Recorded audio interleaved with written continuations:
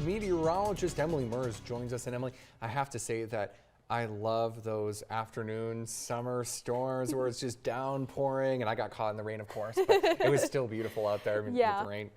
No, I always feel like that's when you know it's summer, when you just get those afternoon pop-up thunderstorms. It's because of diurnal heating. We can talk more about it another time, but let's look at radar currently. We can see dry conditions. A lot of that rain that we saw earlier has been moving out. Just a couple of showers left in the region.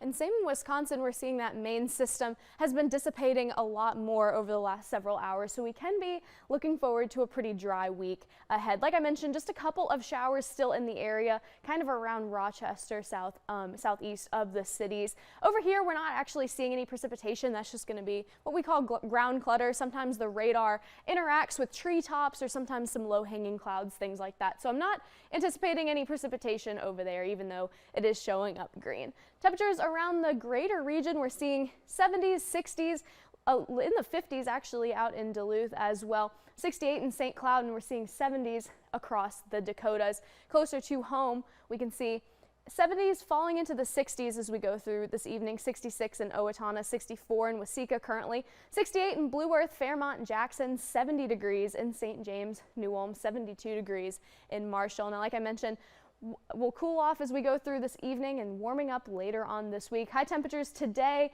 in the 70s. A couple people saw 80s as well. 80 degrees was the high today in Redwood Falls and Marshall.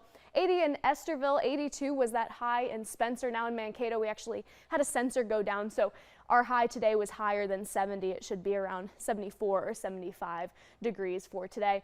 Tracking out the next several hours, like I mentioned, low 60s and even in the 50s for some places as we go through the evening.